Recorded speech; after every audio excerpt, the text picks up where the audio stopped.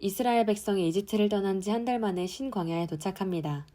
이때는 양식이 거의 다 떨어진 상태였을 것입니다. 그들은 떨어져가는 음식을 절제해서 먹다 보니 노예 생활이지만 그래도 좀 더 편하게 먹고 살 수 있었던 이집트가 그리워지기 시작합니다. 또한 사실일 가능성은 낮아 보이지만 당시의 고기는 배불리 먹었다고 이집트 생활을 미워할 뿐만 아니라 이렇게 굶어 죽느니 차라리 이집트에서 여호와의 손에 죽었더라면 좋았을 것을 하고 심하게 한탄하는 말을 합니다. 이런 말을 한다는 것은 아직도 그들이 하나님을 제대로 신뢰하지 않고 있다는 것을 알 수 있게 해줍니다.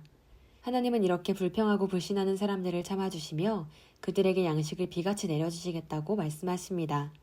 이렇게 당신을 믿어주지 않는 이스라엘에게 하나님께서 계속해서 은혜를 내려주시는 것은 순전히 그의 끝없는 긍휼과 사랑과 신실성 때문입니다.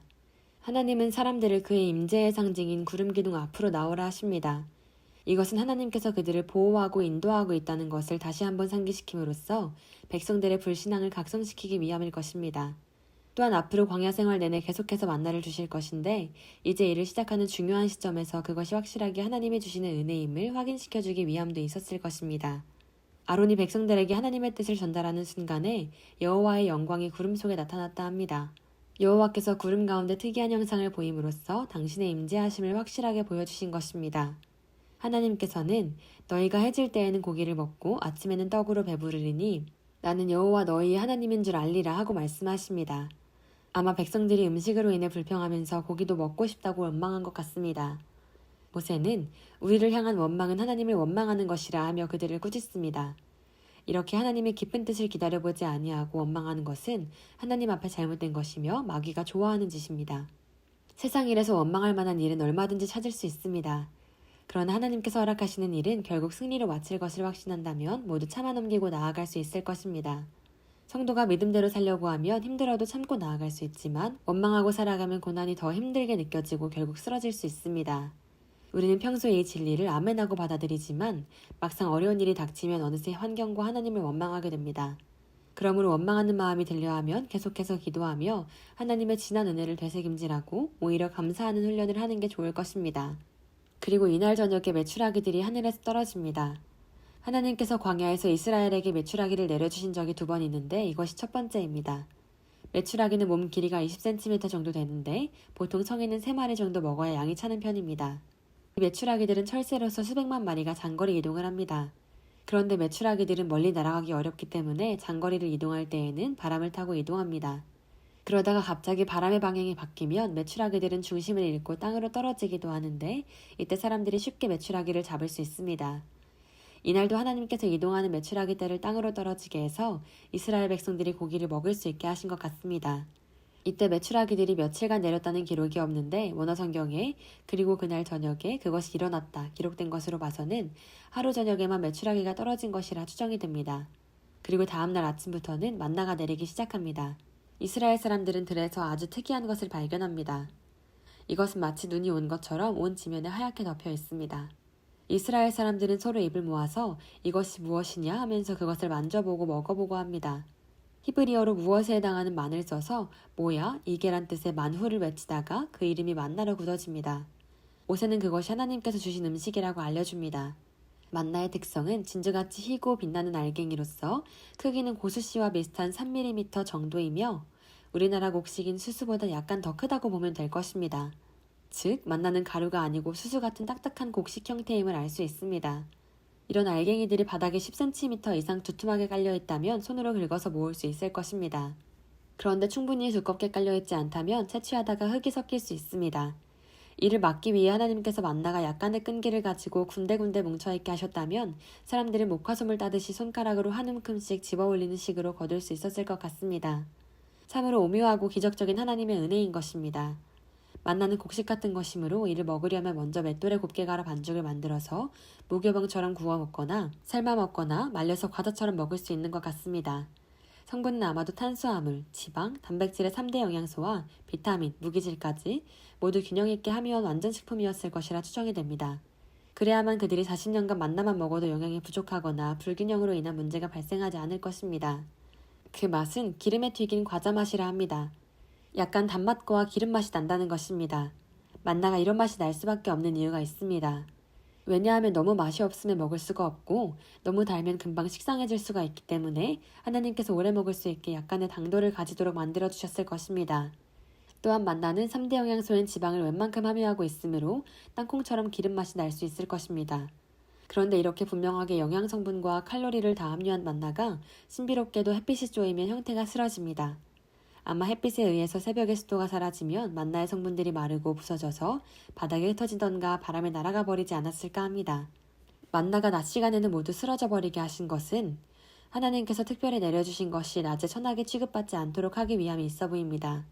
또한 이스라엘 사람들이 아침에 일어나서 일하러 가며 규칙적이고 부지런한 생활을 하게 하시려는 뜻도 있을 것입니다.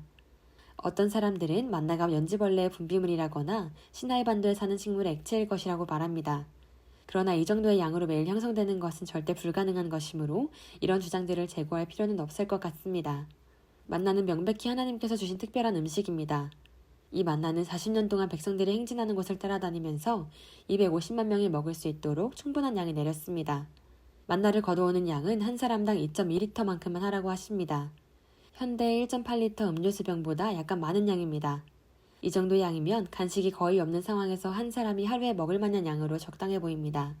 하나님께서 매일 하루 먹을 분량만큼만 거두라 하셨지만 그들이 거둔 것은 눈대중으로 대충 거둠으로 정한 양보다 많거나 적을 수 있습니다. 또한 일부러 필요량보다 많이 거둔 자도 있고 별로 못 거둔 자들도 생길 것입니다. 그러나 막상 오멜 측량기로 되어 보니 욕심으로 많이 거둔 자도 남는 것이 없고 적게 거둔 자도 모자라지 않게 되었다고 합니다. 하나님께서 사람들이 거두온 양을 모두 하루 필요량만큼만 되도록 통일시켜 버리신 데에는 큰 이유가 있습니다. 먼저 백성들이 욕심으로 믿음 없이 사는 것을 막는 역할을 합니다. 사람들은 보통 본능적으로 한 번에 많이 거두고 다음날 먹을 것을 걱정하지 않으며 잠들기를 원합니다. 그러나 하나님은 이렇게 하지 못하게 하십니다. 이는 다음날 하나님께서 먹을 것을 분명히 주실 것인지 확신하지 못하는 믿음 없는 행위이기 때문입니다. 또한 더 많이 거두는 것을 허락한다면 힘이 세거나 남자가 많은 가족들은 더 많이 거둬서 부족한 사람들에게 팔므로 빈부의 차이가 생길 수 있을 것입니다. 하나님께서 거저주신 음식을 사고 팔거나 이로 인해 부자가 되거나 하는 것은 합당치 않을 것입니다. 또한 적게 거둬온 가족의 만나도 한 사람당 1오멜이 되게 하는 것 역시 깊은 의미가 있습니다. 이는 노쇠하거나 건강이 안 좋아서 만나를 제대로 거두기 어려운 사람일지라도 그의 백성은 다 먹고 살게 하시는 것이 하나님의 뜻이기 때문입니다. 즉 모든 사람에게 일용할 양식을 주기 위해서 적게 거둔 가족도 모자라지 않게 하는 특별한 이적을 그것도 만나 기간 내내 행하신 것입니다. 그만큼 하나님의 사랑과 보호하심은 확실하고 지속적인 것입니다. 그만큼 공중에 나는 새와 들판에 하찮은 풀 한 포기도 기르시고 입히시고 먹이시는 하나님께서 성도들에게 때를 따라 필요한 것을 반드시 주신다는 의지를 보여주신 것입니다. 이는 후에 예수님께서 가르쳐주신 주기도문에 오늘날 우리에게 일용할 양식을 주옵시고 라는 기도문의 근거가 되었을 것으로 추측됩니다.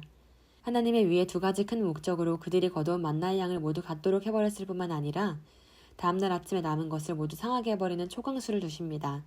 하나님의 의지를 정말 확실하게 보여주신 것 같습니다. 하나님은 내일의 삶, 특히 기본 생활에 대한 것은 전적으로 하나님께 맡겨두라는 것입니다. 믿음의 초보 단계에 있는 이스라엘 백성들은 다음날 먹을 것은 당연히 아버지께서 주실 것이라는 믿음으로 아무 염려하지 않고 사는 습관을 들여야 할 것입니다. 믿음 없이는 하나님을 기쁘시게 할 수 없습니다. 하나님께서는 이렇게 그의 자녀들이 당신을 믿고 신뢰하는 것을 제일 기뻐하십니다. 만나를 필요량만큼만 거두라는 명령은 처음에는 그들이 하나님의 말씀을 제대로 순종하는지 알아보는 역할을 합니다. 그러나 이후에는 음식에 대해서 전폭적으로 하나님만 믿고 아무것도 염려하지 않고 사는 훈련이 될 것입니다. 그런데 제6일 안식일 전날에는 평소보다 2배로 거두라 하십니다. 날인 안식일에는 만나를 거두지 않고 쉬도록 하셨기 때문입니다. 이를 위해서 하나님은 안식일에는 전날 거두온 만나가 변질되지 않게 하십니다. 즉 안식일에는 일을 하지 않고 거룩히 지켜도 먹고 사는데 문제없게 해주시는 것입니다. 안식일 개념은 이때부터 뚜렷해지기 시작합니다. 안식일은 하나님의 창조 사역을 기념하는 기쁨과 휴식의 날입니다.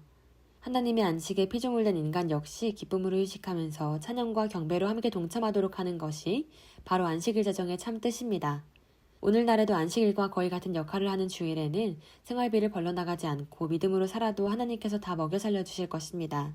출애굽기 16장 5절에 보면 여섯째 날에는 날마다 거두던 것에 갑절이 되리라는 말씀이 있는데 이는 안식일 전날은 극소량을 거둬도 모두 2배로 늘어난다는 뜻이 아니고 대략 2배로 거두려 했는데 그렇게 통일시켜 주신 것이라 봐야 합니다. 그런데 백성들은 모세의 말에 따르지 않고 안식일에 만나를 거두러 나가보기도 합니다. 하나님은 백성들이 안식일 명령을 어긴 것에 대해서 책망을 하십니다. 이는 그들이 명령의 엄중성을 생각하지 않았기 때문이기도 하고 소수의 사람들이 나가본 것이 아니라 많은 사람들이 말씀을 어겼기 때문이 아닐까 합니다. 이번에는 안식일에 대한 성문화된 율법이 주어지기 전이므로 훈계와 책망으로 끝내고 말지만 율법이 주어진 후에는 이를 범한 사람들은 사형에 처해집니다. 만나는 우선 이스라엘 사람들이 사막지대에서 육신적으로 먹고 살게 하려는 목적으로 주신 것입니다. 그러나 영적으로도 상징적인 큰 뜻을 가지고 있습니다. 이는 사람이 음식으로만 사는 것이 아니고 하나님의 말씀으로 사는 줄을 알게 하기 위함입니다. 즉, 말씀을 순종하는 자에게 그 말씀이 영적 양식이 되어 영이 사는 것도 중요하다는 것입니다.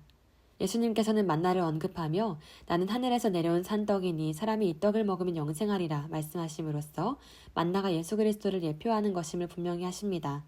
만나는 결국 장차 그리스도께서 오셔서 생명의 떡으로 우리를 살려낼 것임을 알려주는 것입니다.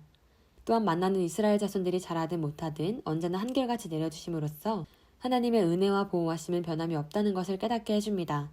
하나님은 이렇게 기적적으로 내려주신 만나 1오멜을 항아리에 담아서 기념으로 간수하라 하십니다.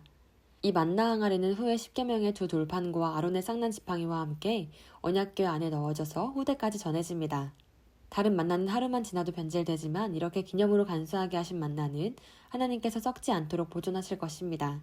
하나님께서 이를 간수하라 하신 것은 만나의 상징적인 의미를 영원토록 깊이 새기도록 하기 위함일 것입니다.